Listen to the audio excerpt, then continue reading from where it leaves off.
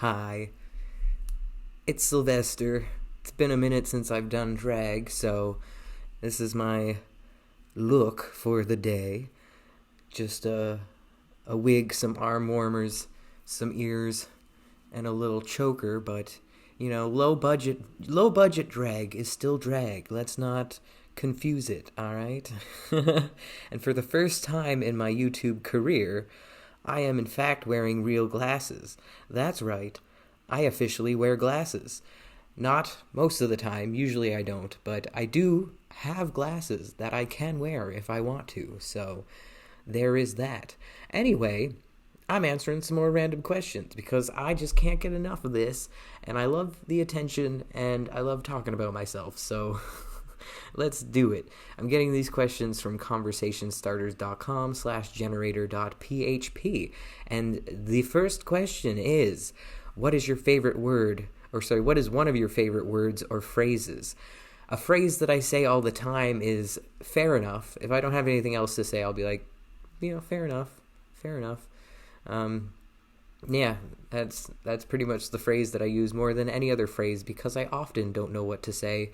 And you know what? It is fair enough. Except for when it's not. But anywho, next question. What are some things that you shouldn't say during a marriage proposal? Well, you definitely shouldn't mention any of your exes. You definitely shouldn't compare the person you're proposing to anyone else.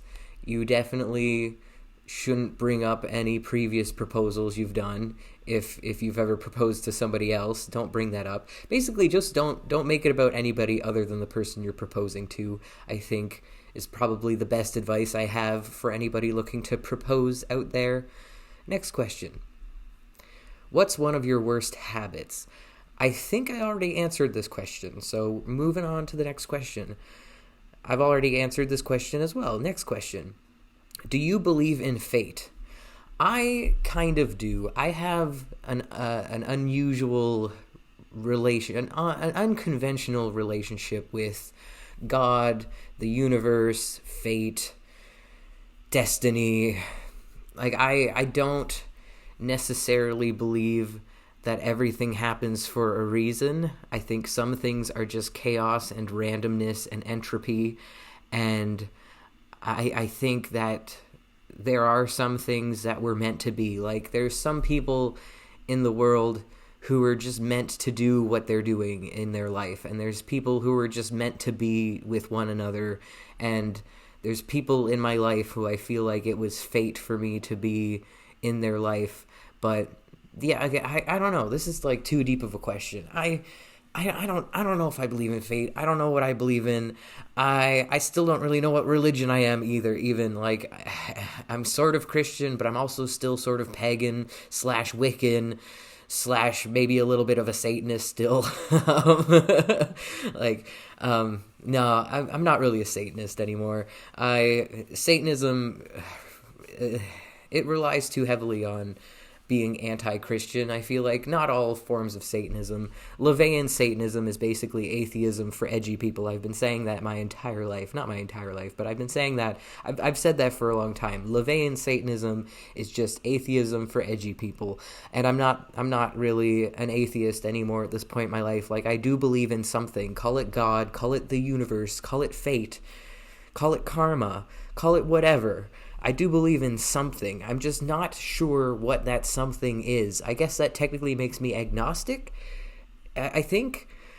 Let me look up what is the technical definition of agnostic. A person who believes that nothing is known or can be known of the existence or nature of God or anything beyond material phenomena. Yeah, I don't believe that nothing is known or that nothing can be known about the existence or nature of God or anything beyond material phenomena.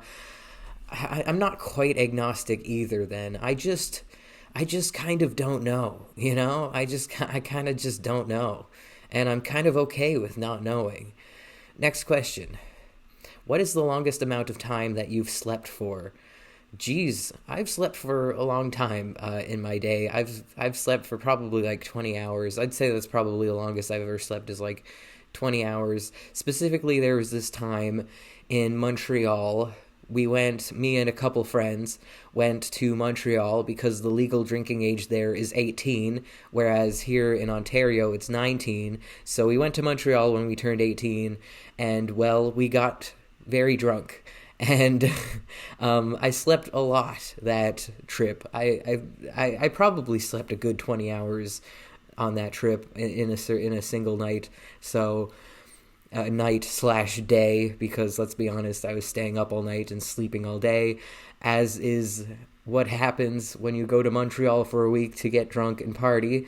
It was a fun week, but it was also a challenging week. I also had a couple pretty borderline traumatic incidences happen while that trip.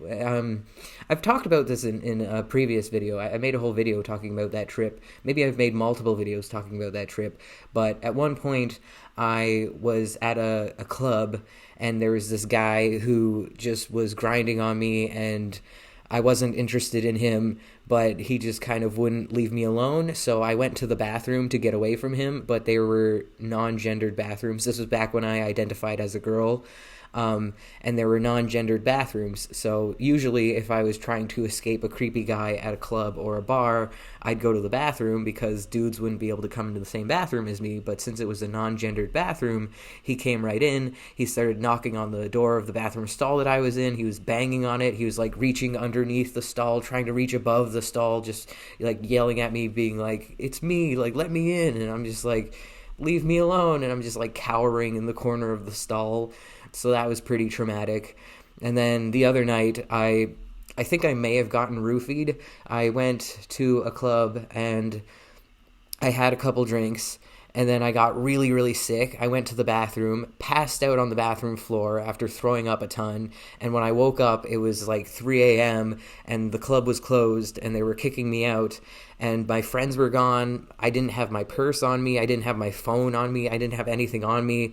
I just like drunkenly stumbled back to the hotel where we were staying. Luckily, I remembered how to get back to the hotel, but on the way there, this, again, creepy guy saw a young 18-year-old drunk girl, or what he thought was a girl, stumbling down the street, and he tried to make out with me and tried to get me to do sex stuff with him that I didn't want to do. So luckily I got away from him, and he walked me. The thing is, we got all the way back to the hotel that I was staying at before I got away from him. And so I led him directly back to the hotel where I was staying, and I was so scared he was going to try to follow me up to my room and wouldn't take no for an answer, but I was able to get away from him before I got into the hotel. So luckily he did not follow me to my room. But yeah, that was quite an exciting weekend, and I did, in fact, sleep a whole lot. We intended to do a whole bunch of stuff while we were there, but because we were partying so hard every single night, every day we spent sleeping because we were all very hungover, as is often how it goes when you party. Next question. What is your least favorite chore? That is a tie between laundry or dishes. I'm going to have to go with laundry, just because there's a lot of walking with laundry. I live fairly high up in my building, and there are a lot of stairs and no elevator, and the laundry room is in the basement, so it's a lot of walking up and down stairs to do the laundry while carrying a heavy laundry basket, and I don't like the laundry room. I don't like going into the basement of my building because there's a bit of a roach problem in this building, especially in the basement. So I kind of get wigged out down there a little bit. So I don't like bringing all my clothes down into the basement. It's not my favorite. Oh, and folding laundry sucks. I hate folding laundry and putting the laundry away. That's my least favorite part of doing laundry. Next question. What do you think you'd be happier with, do you think you'd be happier with more money? Yes, I absolutely do think I would be happier with more money. Money can't buy happiness, and money can't solve all your problems, but it definitely solves a lot of problems, and there is actually a graph, statistics that I read back in the day that said under a certain amount of money, happiness does actually decline. But once you reach a certain amount of money, happiness doesn't keep going up. But again, under a certain amount of money, under a certain salary, like if you make under if the amount of money you make is below the poverty line, you are statistically less happy than people who have more money. There are statistics to back that up. So yes, I think I'd be happier with more money. Next question. What is the first thing that you notice when meeting someone new? I'm not entirely sure. Probably their smile. If they smile at me when they see me, which maybe they don't. Or maybe their eyes. I don't know. I can rarely remember what somebody's eye color is, though. Like, if you picked somebody that I see every single day, other than, like, my mom, who I don't see every single day, but, someone that I see a lot and ask me what color their eyes are, I probably wouldn't be able to tell you. So, I have no idea. I'm just gonna not answer that question because I don't know, man. I don't know. What did you have for dinner last night? Tonight I had lasagna for dinner. Thank you, Mom. My mom gave me some lasagna, so that was delicious. Homemade lasagna and banana bread, which was also delicious. I love my mom's cooking. It's so good. And the night before that, or last night, yesterday, I think I had, what did I had? Pierogies for dinner. I had store-bought frozen pierogies, boiled. Next question. What's the most unfulfilling part of your life right now? I've answered this question already.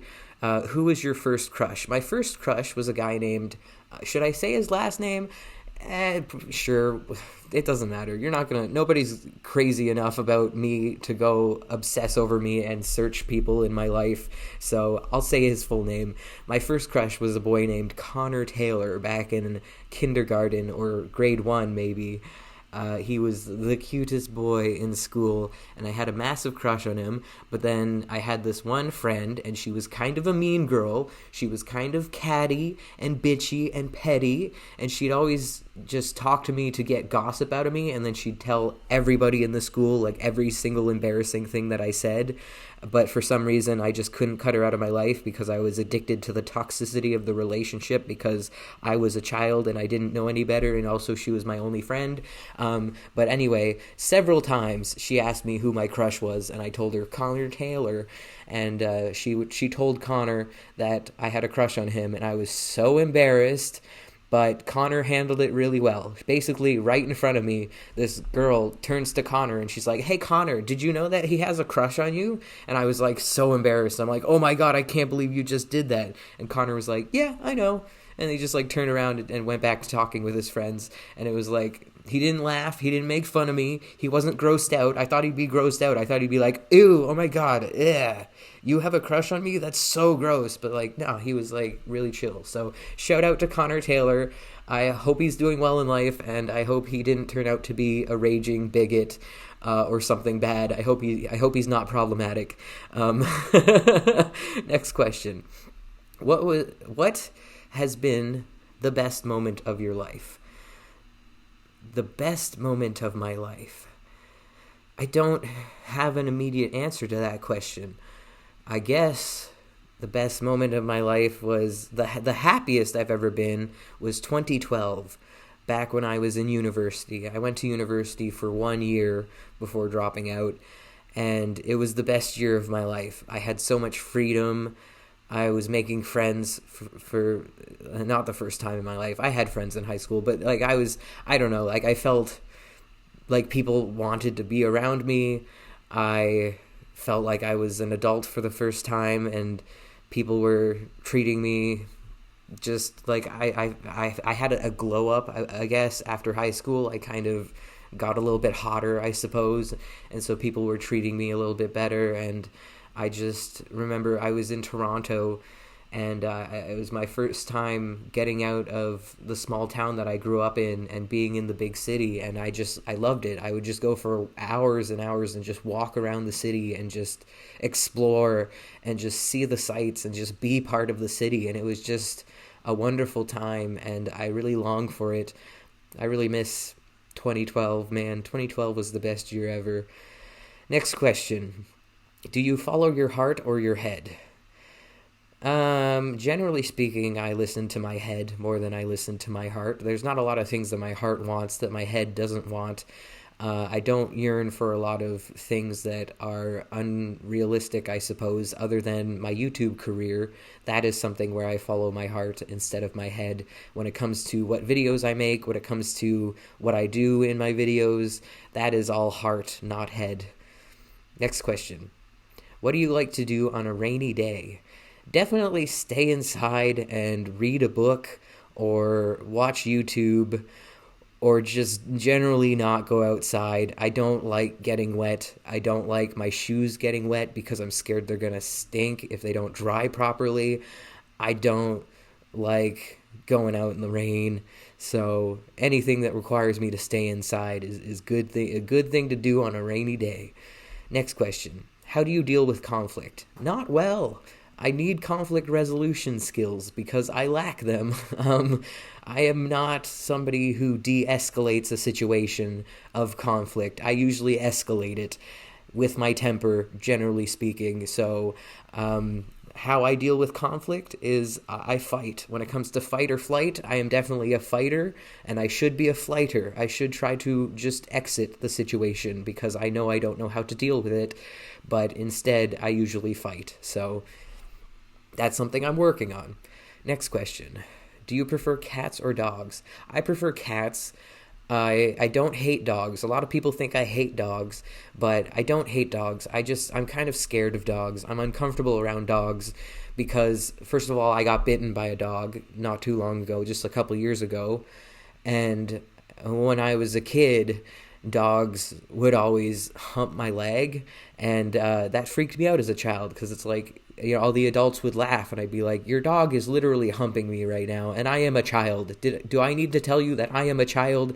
But all the adults would find it so funny, and so I don't like dogs because, you know what? I've never been humped by a cat. I've never been sexually assaulted by a cat. Thank you very much. Neuter your dogs, people. Neuter your freaking dogs. Horny dogs plus children, not a good mix. Next question.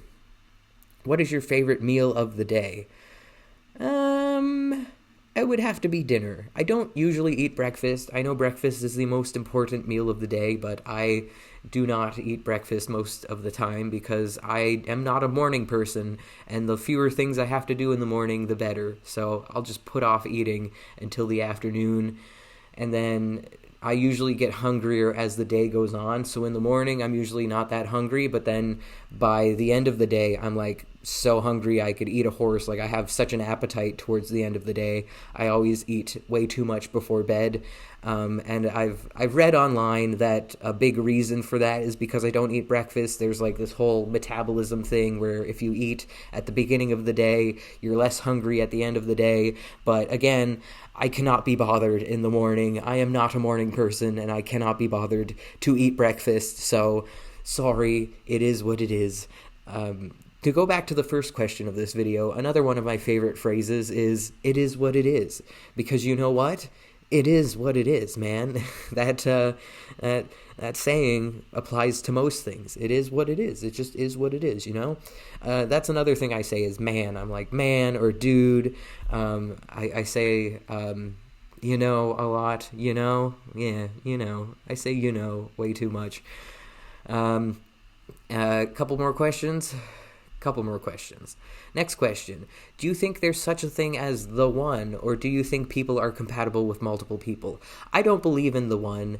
I do think that there are certain rare instances where two people are kind of meant to be together, but I don't think that's very common, and I think most people have multiple the ones. Most people have multiple soulmates. Most people have multiple very meaningful relationships in their lives, and I feel like I've seen too many relationships end to believe that most relationships are something that lasts forever or something that should last forever, because there's some people who stay together just because fundamentally they don't believe in the concept of leaving their partner, especially if they've been married. They don't believe in divorce, but to me, that can lead to a lot of resentment and ugly, toxic relationships where two people are just together because they're too scared to not be together.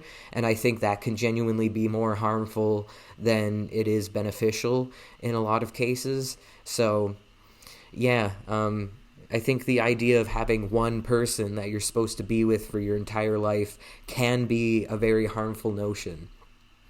Next question. What website do you visit the most? That would have to be youtube.com. I spend a lot of time on YouTube. And a couple more questions. Two more questions. I promise this time. Two more questions. What's the worst thing you could say on a first date? Very similar to the worst things you could say when proposing to someone, which is don't bring up your ex, don't compare the person to somebody else, definitely don't make comments like, I like fat chicks, stuff like that. Definitely don't fetishize the person you're with. Don't make lewd comments about them or their body. Or, just don't be gross. Just don't be a pervert. How about that? And last question. What are some things that you should not say at a funeral? I'm glad they're gone. That's probably the worst thing you could say at a funeral is like, good riddance, or, I never liked them anyways. I think those are probably the worst things you could say at a funeral. Yeah, anyway, thank you so much for watching. You have a great day. Stay frosty. Bye.